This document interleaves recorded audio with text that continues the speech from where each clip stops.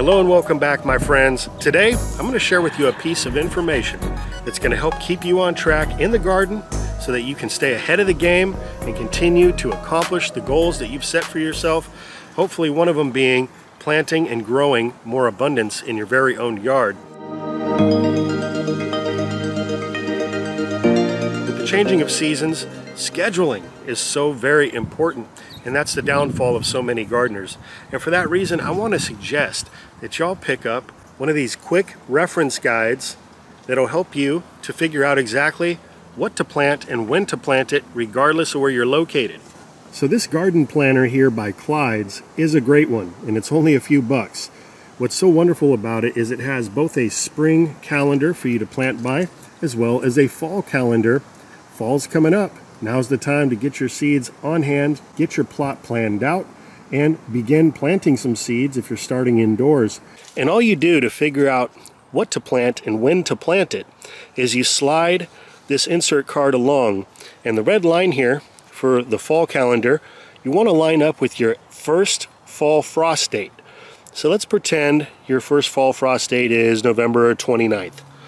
Well, now you can go along the calendar and you can look. Everywhere you see an SI, that is starting your seeds indoors, these are the crops that you could start indoors in July. There's even a couple here in August. And the last planting day for being in the ground is the LP.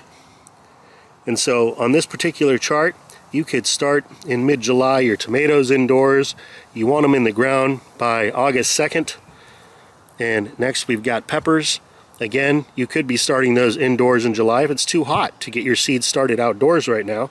Then transplant them out maybe under a little bit of shade around mid-August, and that's going to give you a nice fall harvest. And the same thing on the other side on the spring calendar, except the red line represents your average last frost date. So if we move that over to March 22nd here on the calendar, you can see where you can start your seeds indoors, as well as your first opportunity to plant directly in the ground outside. And then you've also got check marks that specify when you can expect to be harvesting.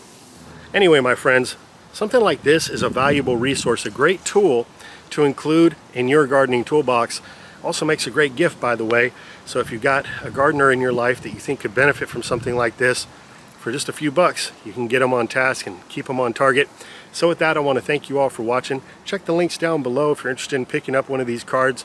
So with that, have yourself a good one. Until next time, this is Dan from PlantAbundance.com. Take care. I'll be talking to you again soon.